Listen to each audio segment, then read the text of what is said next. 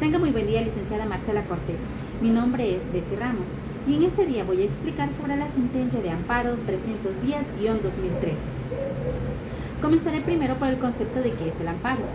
Y es que el amparo es un mecanismo procesal constitucional especial y extraordinario en su materia, que tiene por objeto brindar una protección reforzada de los derechos u otras categorías jurídicas subjetivas protegibles de rango constitucional, consagrados a favor de los ciudadanos frente a actos u omisiones de autoridades públicas o particulares que lo vulneren, restrinjan u obstaculicen su ejercicio.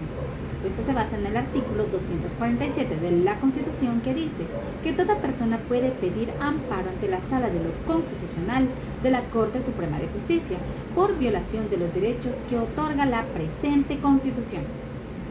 Bien, sobre el caso de la sentencia de amparo 310-2013, en el acto de iniciación vemos que el amparo va dirigido ante la Sala de lo Constitucional de la Corte Suprema de Justicia de El Salvador, en donde los sujetos procesales son los señores, los demandantes, los abogados Víctor Hugo Mata Tobar y Denis Stanley Muñoz Rosa, quienes son representantes de la paciente identificada únicamente como B.C.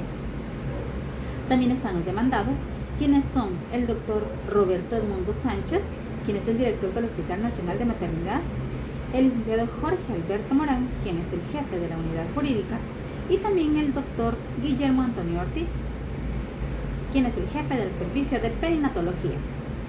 Y los intervinientes son el fiscal general de la República, la procuradora general de la República, el procurador para la defensa de los derechos humanos, la Comisión Nacional de Bioética, la ministra de Salud, el Instituto de Medicina Legal y la Fundación Sí a la Vida, Amicus Curiae. El objeto de control de este amparo. El control constitucional recae sobre la presunta omisión de las autoridades médicas al no ejecutar la interrupción del embarazo de la paciente B.C., cuyo feto padecía de anencefalía, una condición incompatible con la vida. También la paciente B.C. sufría además de lupus eritematoso sistémico con nefritis lúpica, lo que comprometía gravemente su salud y su vida. Aquí se analiza si dicha inacción vulneró los derechos fundamentales a la vida. Está basada en el artículo 2 de la Constitución, ¿verdad? Y también a la salud, en el artículo 65 de la Constitución. El reclamo. La parte actora denuncia que las autoridades del hospital se abstuvieron de practicar un procedimiento médico necesario y urgente, escudándose en la ausencia de la autorización del Ministerio Público, en donde se sostiene que esa inacción implicaba una vulneración directa a los derechos fundamentales de la paciente al colocarla en riesgo de pérdida de vida. Los alegatos.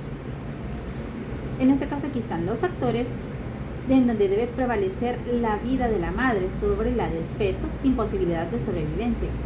La Constitución no reconoce los derechos absolutos, que debe de haber ponderación. Los demandados, se brindó tratamiento estabilizador y continuo. La interrupción del embarazo está penalizada en el artículo 133 y en el artículo 135. No existió marco legal que los exima anticipadamente de responsabilidad penal. Los órganos intervinientes. En este caso, la Fiscalía General de la República pues no tiene competencia para autorizar procedimientos médicos preventivos. La Procuraduría General de la República y los derechos humanos, que recomiendan la ponderación y la actuación en favor de la vida de la madre. Y las organizaciones como la OPS y la CNBS, que apoyan la actuación médica conforme al dictamen clínico. Incidentes procesales. Aquí se dieron una serie de incidentes, las cuales fueron donde se admitió parcialmente la demanda, las medidas cautelares ordenadas, hubo audiencia probatoria celebrada y también recolección de pruebas documentales, periciales y testimoniales. Sobreseimiento respecto al jefe de la unidad jurídica por falta de legitimación pasiva y la intervención de organismos nacionales e internacionales en calidad de asesores técnicos o amicus curiae. Decisión del tribunal. La sala no encontró una omisión actual de atención médica que afectara los derechos fundamentales de la paciente.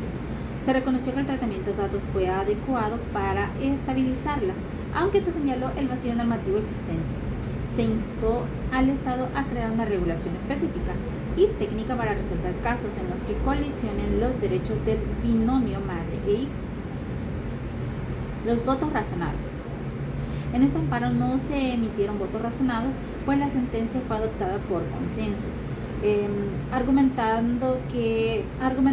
en la base en la jurisprudencia constitucional salvadoreña y el derecho internacional de los derechos humanos.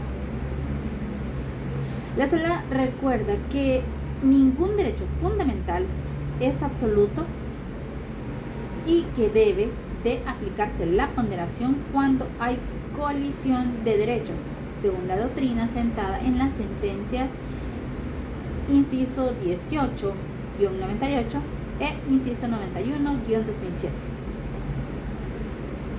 Otros elementos relevantes, podríamos decir que se evidenció una ausencia de protocolos médicos claros en situaciones de emergencia obstétrica con riesgo de vida.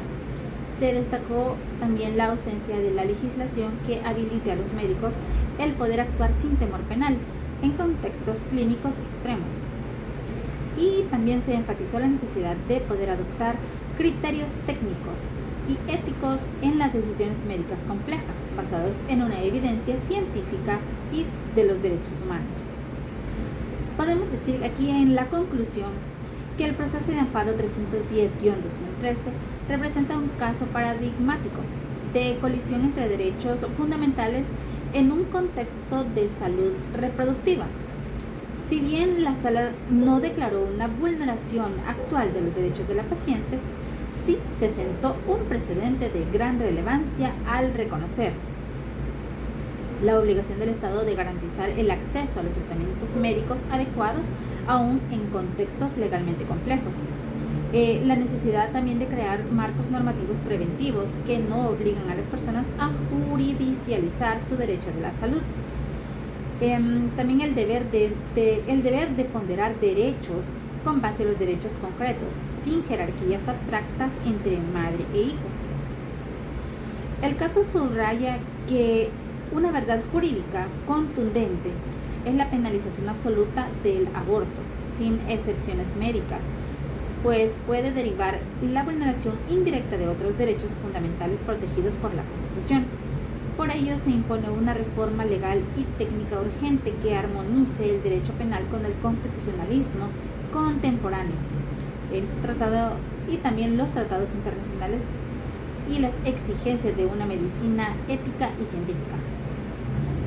Este amparo también expone una realidad crítica, la falta de regulación que impide que el personal médico actúe con certeza jurídica, incluso cuando hay riesgo real para la vida de una mujer. Aunque no declaró una omisión, la sala se sentó un precedente constitucional firme e instó al Estado a crear protocolos claros y armonizar la ley penal de los derechos humanos y la medicina ética. Y es así como he explicado un poco acerca del amparo 310-2013. Muchísimas gracias por su atención.